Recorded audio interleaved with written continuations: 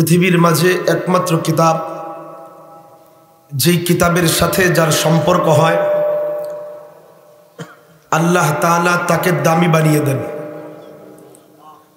কোরআনের সাথে যার সম্পর্ক হয় সেই দামি হয়ে যায়। কোরআনের সম্পর্ক হয়েছিল রমজান মাসের সাথে। আল্লাহ কোরআনে ইরশাদ করেন, শাহরু রমাদানাল্লাযী উনজিলা ফীহিল কুরআন। রমজান ওই মাস যেই মাসে আমি আল্লাহ কোরআন নাজিল করেছি। এর মানে রমজানের সম্পর্ক হলো কোরআনের সাথে। কোরআনের সম্পর্ক যখন রমজানের সাথে হয়ে গেছে তো রমজান মাস এমন দামি হয়েছে, রমজান মাসে একটা ফরজ আদায় করলে অন্য মাসের ৭০ ফরজ আদায়ের সমান সওয়াব পাওয়া যায়। সুবহানাল্লাহ। তুই বরকত হয়েছে কোরআনের বরকতে। কোরআন এমন এক কিতাব যে কিতাবের সাথে সম্পর্ক হয়েছে লাইলাতুল কদরের সাথে। আল্লাহ বলেন, ইন্না আনজালনাহু ফি লাইলাতিল কদর। আমি আল্লাহ কোরআনে কারীমকে লাইলাতুল কদরে নাজিল করেছি। লাইলাতুল কদরের সম্পর্ক যখন রমজানের সাথে হয়েছে, যখন রমজান মাস দামি হয়েছে, তেমনি কোরআনের সম্পর্ক যখন লাইলাতুল কদরের সাথে হয়েছে। লাইলাতুল কদর কেমন দামি হয়েছে? আল্লাহ বলেন, লাইলাতুল কদরি খায়রুম মিন আলফি শাহর। লাইলাতুল কদর হাজারো মাসের চেয়ে শ্রেষ্ঠ হয়ে গেছে। সুবহানাল্লাহ। তো সব কিছু কার বরকতে হয়েছে? আর বলেন না, কোরআনের বরকতে। কার বরকতে? কোরআনের বরকতে। কোরআন নাজিল হবার আগে আমাদের নবী ৪০ বছর পর্যন্ত যিনি ছিলেন মুহাম্মদ বিন আব্দুল্লাহ, আব্দুল্লাহর ছেলে মুহাম্মদ। কিন্তু যেই দিন আমাদের নবীর উপরে ইকরা বিসমি রাব্বিকাল্লাযী খালাক বলে কোরআনের আয়াত নাজিল হয়ে গেল, কোরআনের বরকতের সাথে সাথে আমাদের নবী মুহাম্মদ বিন আব্দুল্লাহর সাথে সাথে মুহাম্মদুর রাসূলুল্লাহ হয়ে গেছেন। তো কোরআনের বরকতে যেমন রমজান দামি হয়েছে, কোরআনের বরকতে লাইলাতুল কদর দামি হয়েছে। কোরআনের বরকতে আমাদের নবী সমস্ত নবীদের চেয়ে শ্রেষ্ঠ হয়ে গেছে। কোরআন এমন এক কিতাব যেই কিতাবের সাথে যার সম্পর্ক হয়েছে সেই দামি হয়ে গেছে। কোরআনের সম্পর্ক যখন মক্কা মদিনার সাথে হয়েছে তো মক্কা মদিনা গোটা বিশ্বের সমস্ত শহরের চেয়ে, সমস্ত বন্দরের চেয়ে, সমস্ত রাষ্ট্রের চেয়ে, সমস্ত জমিনের চেয়ে মক্কা এবং মদিনা সবচেয়ে দামি জমিন হয়ে গেছে। তো কার বরকতে? বলেন না, কার বরকতে? আমি খুব অল্প কয়েকটা কথা বলবো, যদি আপনারা আমাকে সঙ্গ দেন। শুরুতে আমার সাথে একটু কথা মুখস্থ করলে গুনাহ হবে না, দিন শিখার নিয়তে বললে সওয়াব হবে। তো বলেন তো দেখি, কিতাব। গুনাহ হবে না, বলেন কিতাব। এবার বুঝেন কিতাব কাকে বলা হয়। এই যে দেখেন একটা কাগজ, এই কাগজে যদি আমি কিছু লিখে দেই, লিখে দিলাম, যেই জিনিস লিখে দেওয়া হয় এর নাম কিতাব। এর নাম কি? তো আমি যদি কাগজে লিখে দিই এটার নামে কি হয়ে যাবে? কিতাব হয়ে যাবে। তো কিতাব বলা হয় যা লিখে দেওয়া হয়। তো কিতাবুন নাস মানে মানুষের কিতাব, কিতাবুল জিন্নাত মানে জিনদের কিতাব, কিতাবুল মালাইকা মানে ফেরেশতার কিতাব। তো বুঝা গেল কিতাবুল্লাহ মানে মাশাআল্লাহ সমঝদার মানুষ। কার কিতাব? কিতাবুল্লাহ মানে আল্লাহর কিতাব। কার কিতাব? আচ্ছা মাশাআল্লাহ, দেখো সমঝদার। তো আরেকটু জিনিস কঠিন কথা বলি দেখি। এই যে লিখে দিলাম কিতাব, তোমাকে বলেন তো এই লেখা কিতাবটা এটা কি জীবিত না মৃত? জীবিত না? বুঝে বলেন, আন্দাজে বলেন,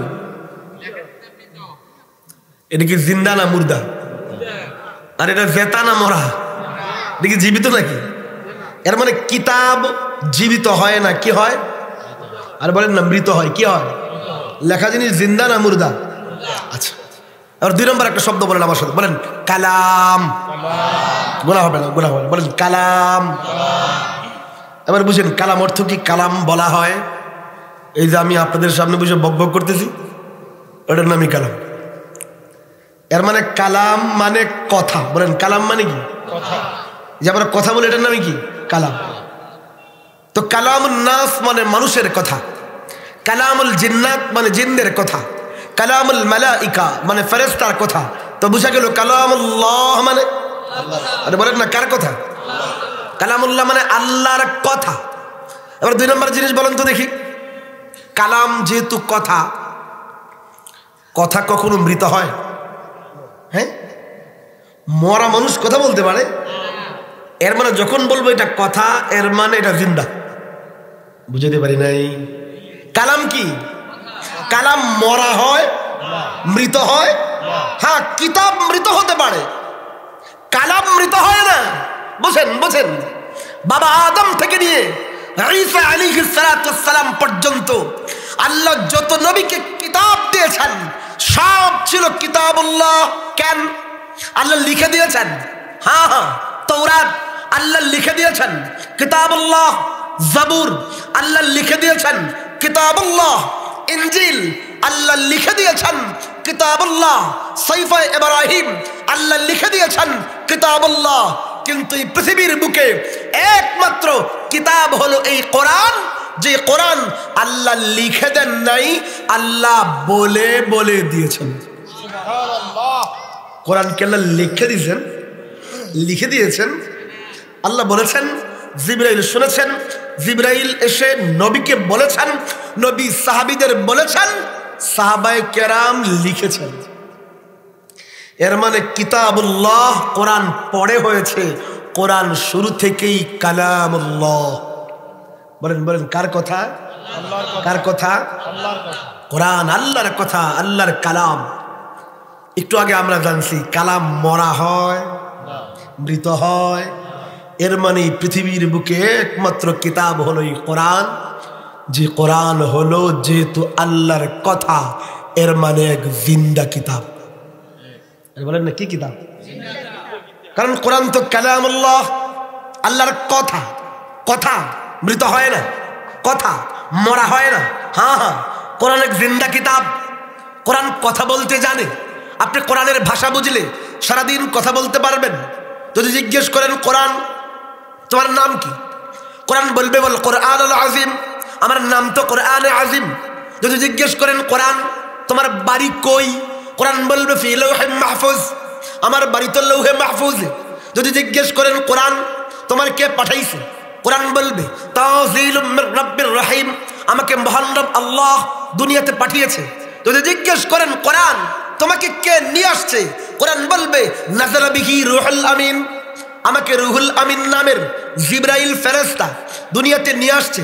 যদি জিজ্ঞেস করেন কোরআন তুমি কার উপরে নাজিল হয়েছ, কোরআন বলবে নজ্জিলা আলা মুহাম্মদ, আমি তো নবী মুহাম্মদ সাল্লাল্লাহু আলাইহি ওয়াসাল্লামের উপরে নাজিল হয়েছি। যদি জিজ্ঞেস করেন কোরআন তুমি কোন ভাষায় নাজিল হয়েছো, কোরআন বলবে বিলিসানিন আরাবিয়্যিম মুবিন, আমি কোরআন তো আরবি ভাষায় নাজিল হয়েছি। যদি জিজ্ঞেস করেন কোরআন তুমি কোন মাসে নাজিল হয়েছো, কোরআন বলবে শাহরু রমাদান আল্লাযী উনজিলা ফীহিল কোরআন, আমি কোরআন তো রমজান মাসে নাজিল হয়েছে।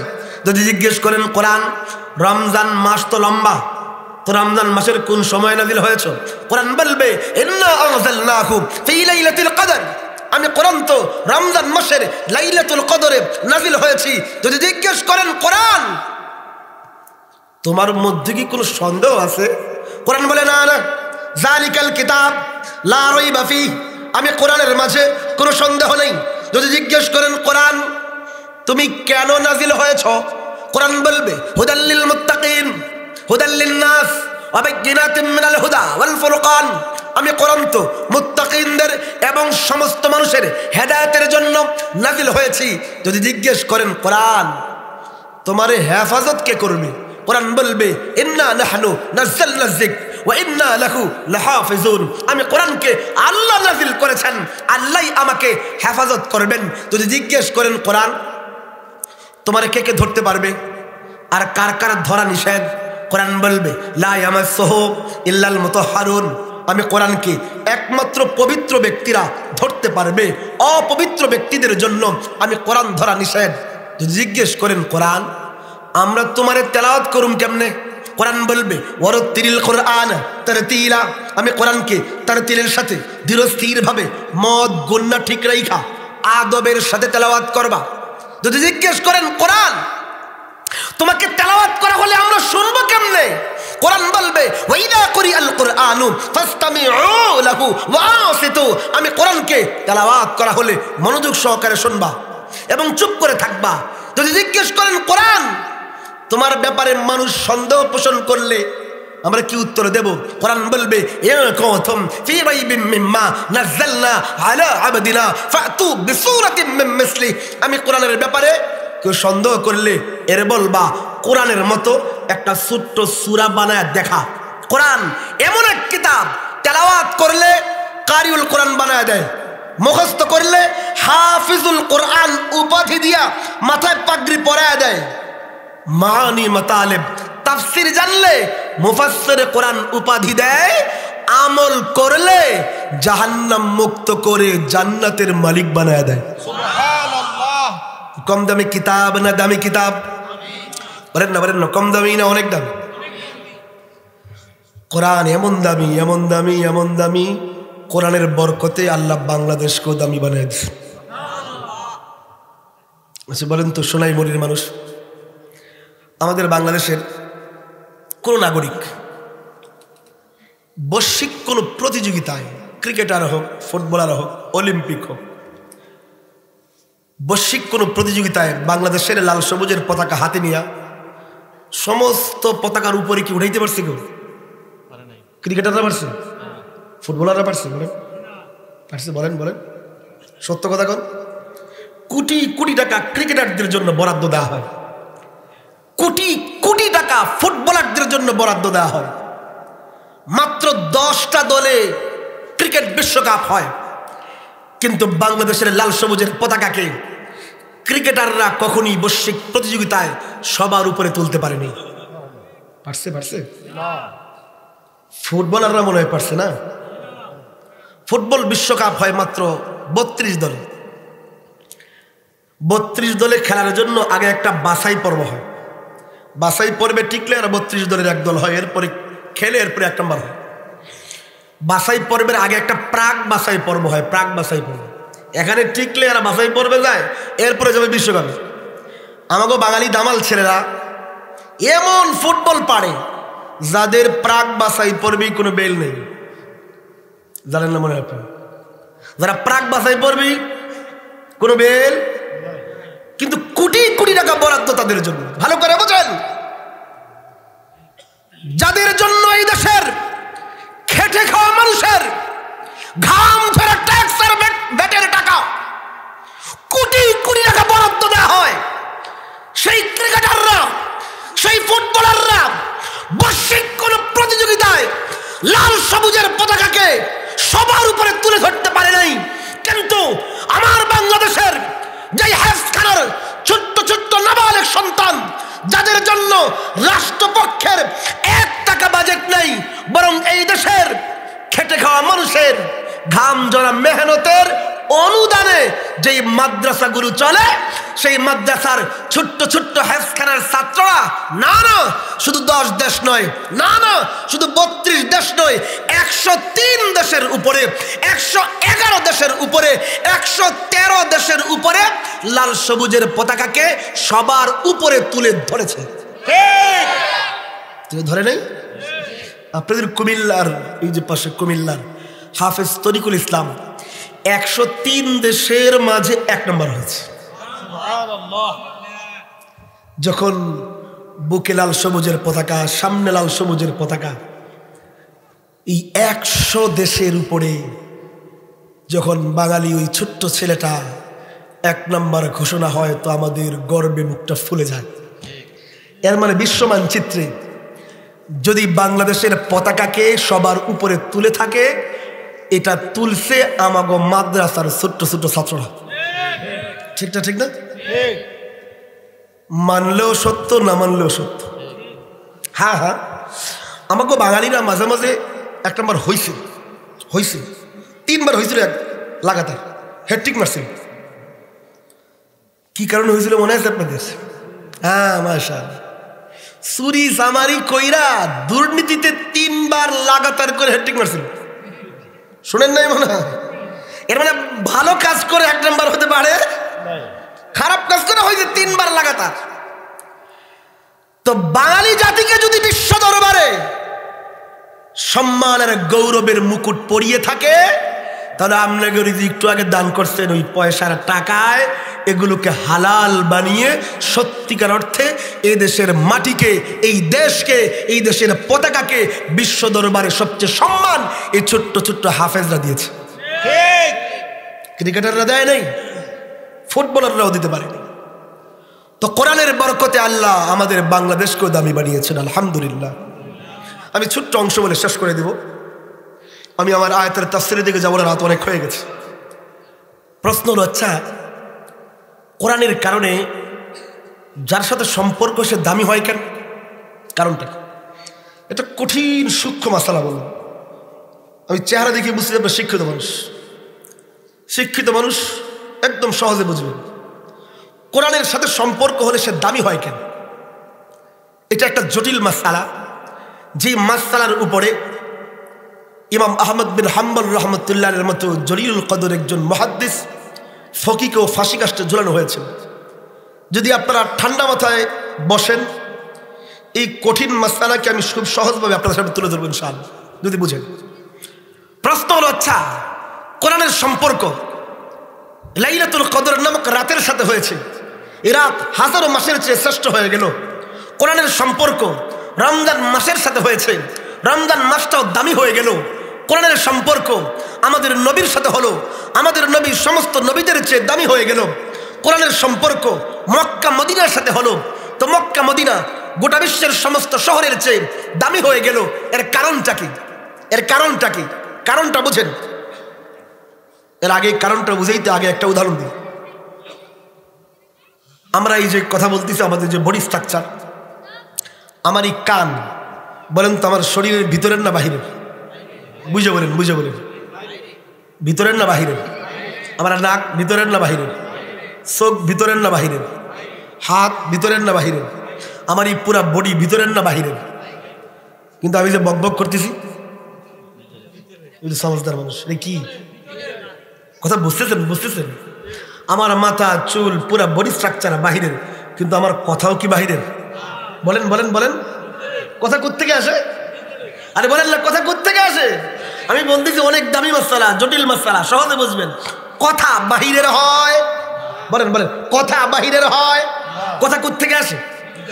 কোন একজন ডাক্তারকে কথা বলতে দিলে 2-1টা ডাক্তারি থিওরি ঝাড়বে কেন? পেটের ভিতরে ডাক্তারি, ঠিক না? বুঝাইতে পারতেছি? ডাক্তারের কথা বলতে দিলে 2-1টা ডাক্তারি কথা বলবে না, স্বাভাবিক। এটা মশহুর গল্প আছে, এক ব্যক্তি কুমিরের ভয় পায়। কিসের ভয় পায়? আরে কোন না, কিসের ভয় পায়? এই কুমিরের নাম শুনলে ভয় পায়, এই জন্য সব জায়গায় খালি কুমির দেখে। তো স্কুলে গেছে রচনা লিখতে, স্যার বলছে তুই গরুর রচনা লেখ। তো গরুর রচনা লিখতেছে, গরুর 4টা ঠ্যাং আছে, 2টা চোখ আছে, 2টা কান আছে, বিস্তারিত বিবরণ লেখা লিখতেছে। তবে গরুর জন্য উচিত নয় নদীর ধারে যাওয়া, তাহলে কুমিরে খেয়ে ফেলবে। স্যার কই কিরে তুলে লিখলাম, তোরে বললাম লিখতে কুমিরের, আরে কি বলে গরুর রচনা, তুই গরুর মধ্যে কুমির ঢুকাইলি কেন? যা এই রচনা বাদ, তোর অন্য রচনা দিই। কি রচনা? আরেক রচনা দিস, তুই লেখ। আপনারা ছোটকালে দেখছেন হয়তো, এখন তো নাই, সব বড় লোক হয়ে গেছে। সনের ঘর ছিলেন? সনের ঘর, মাটির ঘর, সনের ঘর, খুব আরামদায়ক ঘর ছিল সনের ঘর। তো স্যার বলে তুই সনের ঘর রচনা লেখ। তো লিখতেছে সনের ঘর খুব আরামদায়ক হয়, বৃষ্টির সময় বৃষ্টি আসে না, রোদের সময় রোদও কম লাগে, শীতের সময় খুব আরামদায়ক, বিস্তারিত বিবরণ লেখা পরে। তবে সনের ঘর নদীর পাশে বানানো উচিত নয়, তাহলে কুমিরে খাইতে পারে। বুঝেন না কথা? তাহলে কি তুই সনের ঘরের রচনায় কুমির ঢুকাইলি? না, তোরে আমি এমন রচনা দিব যেটার মধ্যে কুমির ঢুকানোর কোনো সুযোগ নেই। তুই পলাশির গল্প লেখ, পলাশির যুদ্ধ লেখ। তো পলাশির যুদ্ধ লিখতেছে যে পলাশির প্রান্তরে যখন যুদ্ধ শুরু হলো, নবাব সিরাজউদ্দৌলা তার সেনাপতি মীর জাফরকে দায়িত্ব দিয়া খাল কাইটা কুমির আনছে। খাল কাইটা কি করছে? তো সব জায়গায় কুমির কেন? কুমিরে ডরায়। তো যে ব্যক্তির ভিতরে যেটা থাকে তারে কথা বলতে দিলে এটাই কি কথা, বুঝতেছেন? যার ভিতরে যেটা, আমরা কই বাঙালি বাংলা একটা প্রবাদ আছে, যার ভিতরে যেইটা ফালনা উঠে উঠে, ঠিক না? তো যার ভিতরে যেটা থাকে সে ওটাই বের করে, বুঝেন? এর মানে যেগুলো কথা হয়, কথা কালাম, কালাম বাহিরের হয় না, কালাম ভিতর থেকে আসে। ভালো করে বুঝেন, ভালো করে বুঝেন। আল্লাহ খালেক, আল্লাহ স্রষ্টা, আর সব কিছু হলো আল্লাহ ছাড়া যা আছে সব মাখলুক। বলেন বলেন, সব কি? একমাত্র আল্লাহ খালেক। আল্লাহ কি? সব মাখলুক। আরেকটা জিনিস বুঝেন, মাখলুক যেগুলো হয় এগুলো খালেকের বাহিরের জিনিস হয়। অনেক হার্ড জিনিস বলতেছি মনে হয়। মাখলুক খালেক থেকে কি হয়? বাহিরে। লাম ইয়ালিদ ওয়া লাম ইউলাদ, আল্লাহ লাম ইয়ালিদ ওয়া লাম ইউলাদ, আল্লাহ কারো থেকে বের হন নাই, আল্লাহ থেকেও কেউ বের হয়। আল্লাহ কারো থেকে বের হন নাই, আল্লাহ থেকেও কেউ বের হয়। আল্লাহ খালেক, বুঝেন? আল্লাহ খালেক এর মানে যা কিছু আছে সব মাখলুক। মাখলুক মানে বাহিরে, বলেন বলেন, মাখলুক মানে খালেক থেকে বাহিরের। এর মানে আসমান মাখলুক বাহিরের, জমিন মাখলুক বাহিরের, হ্যাঁ হ্যাঁ, চাঁদ মাখলুক বাহিরের, নক্ষত্র মাখলুক বাহিরের, সূর্য মাখলুক বাহিরের, শামস কমর মাখলুক বাহিরের, বাহার নাহার মাখলুক বাহিরের, জামাদাত মাখলুক বাহিরের, নবাতাত মাখলুক বাহিরের, হাসারাত মাখলুক বাহিরের, জান্নাত মাখলুক বাহিরের, হুর ইলমান মাখলুক বাহিরের, ইনসান মাখলুক বাহিরের, মালায়েক মাখলুক বাহিরের, সমস্ত মাখলুক বাহিরের। আল্লাহর আরশ মাখলুক বাহিরের, কুরসি মাখলুক বাহিরের, লৌহ কলম মাখলুক বাহিরের। বুঝেন বুঝেন? এর মানে যা কিছু মাখলুক সব বাহিরের, সব বাহিরের, সব বাহিরের। কিন্তু এই পৃথিবীর বুকে, এই ধরার বুকে এমন এক বস্তু আছে, না না সেটা মাখলুক নয়, মাখলুক নয়, এটা হলো এই পবিত্র কোরআন। গায়রে মাখলুক, কালামুল্লাহ, আল্লাহর কথা, আল্লাহর কথা। কথা মাখলুক নয়, গায়রে মাখলুক। আল্লাহর সিফাত, আল্লাহর গুণ, আল্লাহর সিফাতের অংশ। এর মানে কোরআন এমন এক কিতাব, যেই কিতাব হলো মাখলুক নয়, বাহিরের নয়, সরাসরি আল্লাহ থেকে এসেছে। সরাসরি আল্লাহ থেকে। যেহেতু আল্লাহ সবচেয়ে আলা, সবচেয়ে আরফা, সবচেয়ে উঁচু, সবচেয়ে শ্রেষ্ঠ, এই জন্য আল্লাহর কালামও সবচেয়ে আলা, সবচেয়ে আরফা, সবচেয়ে শ্রেষ্ঠ। আল্লাহর কালামের সম্পর্ক এই জন্যই যার সাথে হয়ে যায় সে দামি হয়ে যায়। যেহেতু আল্লাহ দামি, তো আল্লাহর সিফাত কালামও দামি। কালামের সম্পর্ক নবীর সাথে হলো, তা আমাদের নবী সব নবীদের চেয়ে শ্রেষ্ঠ হয়ে গেলেন। কালামের সম্পর্ক যখন রমজানের সাথে হলো, রমজান সমস্ত মাসের উপরে শ্রেষ্ঠ হয়ে গেছে। কালামের সম্পর্ক লাইলাতুল কদরের সাথে হলো, লাইলাতুল কদর সমস্ত রজনীর চেয়ে শ্রেষ্ঠ হয়ে গেল। কালামের সম্পর্ক যখন মক্কা মদিনার সাথে হলো, মক্কা মদিনা সবচেয়ে দামি হয়ে গেল। কালামের সম্পর্ক যার সিনায় লেগে গেছে, ওই সিনা সমস্ত সিনার চেয়ে দামি হয়ে গেছে। যার জমিনে কালামের প্রতিষ্ঠান হয়, ওই জমিনটাও সবচেয়ে দামি জমিন হয়ে যায়। যাদের পয়সায় কালামের প্রতিষ্ঠান হয়, ওই ব্যক্তিরাও আল্লাহর কাছে সবচেয়ে দামি হয়ে যায়। শেষ করে দিচ্ছি, আর একটা কথা বলি। আপনারা বিরক্ত হইতেছেন না? আমি নিয়ত ছিল মালিক ইয়াউমিদ্দিনের তাফসীর করবো, কিন্তু আজকে রাত অনেক বেশি হয়ে গেছে, আমি সেদিকে যাবো না। না লাগবে। আরেকটা ছোট্ট অংশ বলবো, ছোট্ট অংশ বলবো। কালাম বড় দামি কিতাব, কোরআন বড় দামি কিতাব, অনেক দামি কিতাব, অনেক দামি কিতাব। আমরাও কোরআনটা দামি মনে করি, করি কি করি না? এই জন্যই তো সুন্দর করে গিলাপ দিয়ে আগে মুড়ি দেই। গিলাপ দিয়ে কি করি? দামি জিনিস না, গিলাপ দিয়া মুড়ি দিয়া সানসেটের উপরে রেখে দেই। বছরে একদিনও ধরি না, কারণ দামি জিনিস ধরা যাবে না।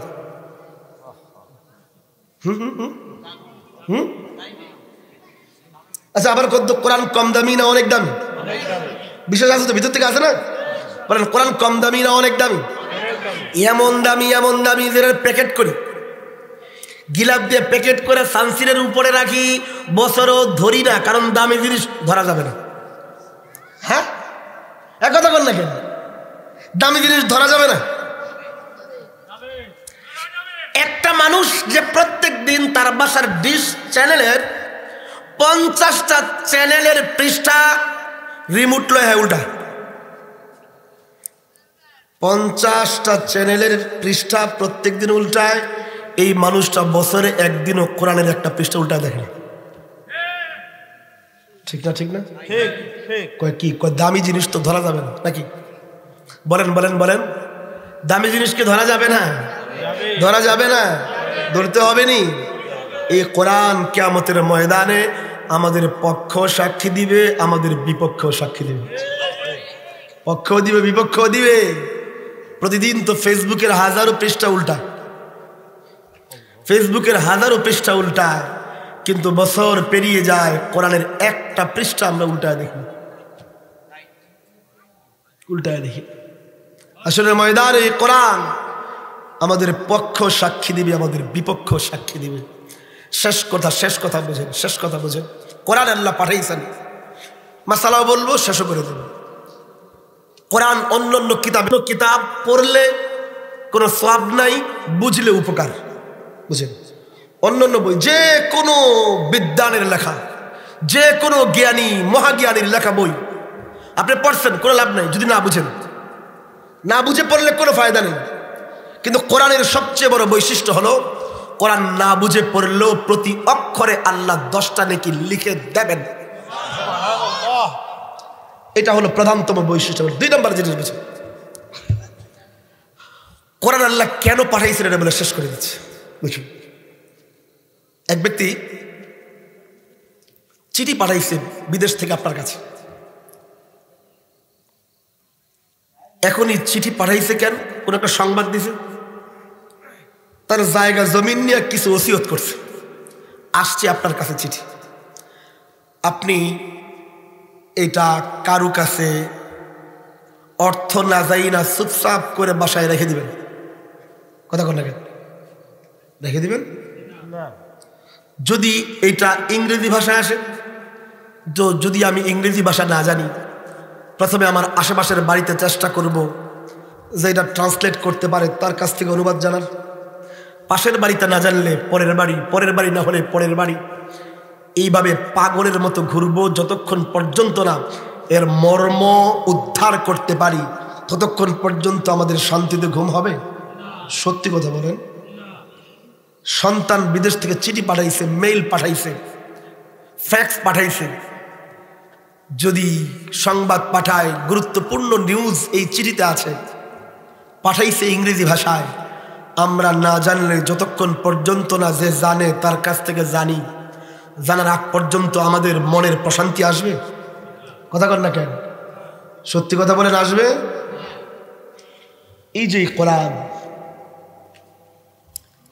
আল্লাহর দেওয়া পাঠানো আমাদের কাছে জিন্দেগি গঠন করার একটা গুরুত্বপূর্ণ চিঠি। জিন্দেগি কেমনে চালাবো, জীবনটা কেমন হবে, পারিবারিক জীবন কেমন হবে, রাষ্ট্রীয় জীবন কেমন হবে। হ্যাঁ হ্যাঁ, ভুল বুঝেন না, চিঠির মর্ম উদ্ধার করতে না পারলে কোনো ফায়দা নাই, এক কথা ঠিক। তো কোরআন এমন নয় যে আমি তেলাওয়াত করলে কোনো ফায়দা নাই, এটা ভিন্ন জিনিস। কোরআন তেলাওয়াত করলে প্রতি অক্ষরে 6 নেকি, প্রতি অক্ষরে 10 নেকি, 100% সঠিক। কিন্তু প্রশ্ন হলো, আল্লাহ শুধু কোরআনকে তেলাওয়াত করার জন্য নয়, কোরআনের মর্ম বুঝে, কোরআনের মর্ম বুঝে জীবন গঠন করার জন্য পাঠিয়েছেন। দুর্ভাগ্য আমাদের, আফসোস এই জাতির জন্য। যতই আফসোস করি, যতই মাতম করি আর মর্সিয়া করি, এই আফসোস আর মাতম কম হবে।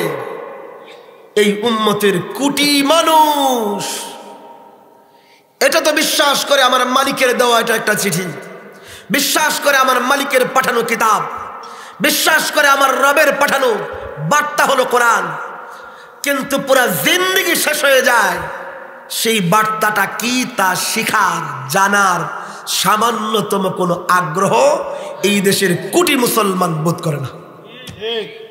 বড় দুর্ভাগ্য। হ্যাঁ, ছেলের পাঠানো আধা পৃষ্ঠার চিঠি মর্ম না বুঝলে পাগল হয়ে যায়।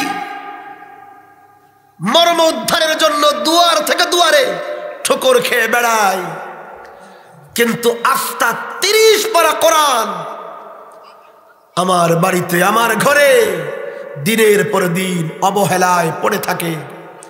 এর মর্ম বুঝার জন্য আমার অন্তরে সামান্য পরিমাণ কোনো আকাঙ্ক্ষাও জাগরুক হয় না। বড় আফসোস, বড় আফসোস। শেষ করতেছি, রমজান মাস আসতেছে, রমজান আসতেছে, রমজান কোরআন নাজিলের মাস।